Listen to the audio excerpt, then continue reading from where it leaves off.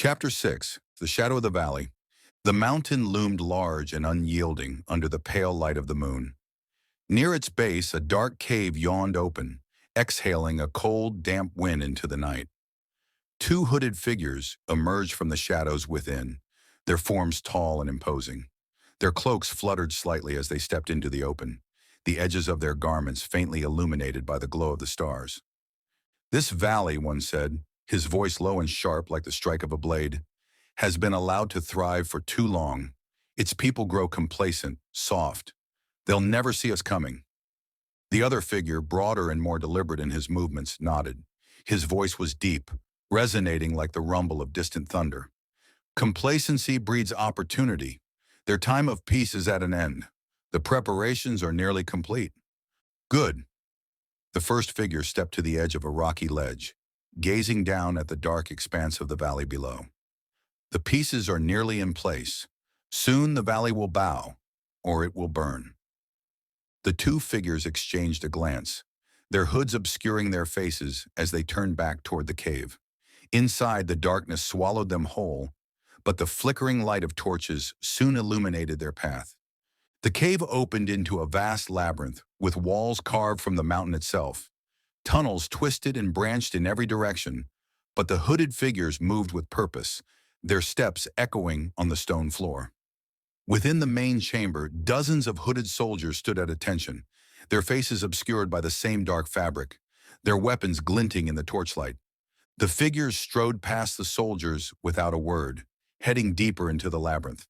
The air grew colder, heavier as they descended into the heart of their lair. Finally, they reached a hidden alcove, a secluded room carved into the rock. It was furnished with simple yet elegant pieces, a low table, cushioned seats, and an ornate wine decanter set on a carved stone stand. As the two figures sat, their movements smooth and deliberate, another figure emerged from the shadows.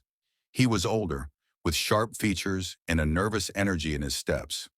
Unlike the others, his hood was drawn back, revealing a face marked by time and cunning.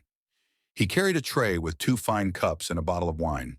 "Masters," the man said, bowing deeply, "I bring you the finest vintage, the best available, as you requested." The taller hooded figure made a subtle gesture, a flick of his gloved hand, and the older man, Merchant Beauchamp, immediately stepped forward. He poured the dark red liquid into their cups, his hands trembling slightly as he did so. The shorter figure, his voice dripping with an icy authority, spoke without looking up. "Merchant Beauchamp, if what you have told us is true, you will no longer be a merchant, but an ambassador to the Black Table." Beauchamp froze for the briefest moment, his breath catching. He quickly regained his composure, bowing deeply. "I am honored, my lords, truly honored." The figure who had spoken turned his head slightly, just enough for his eyes to glint from beneath the shadow of his hood.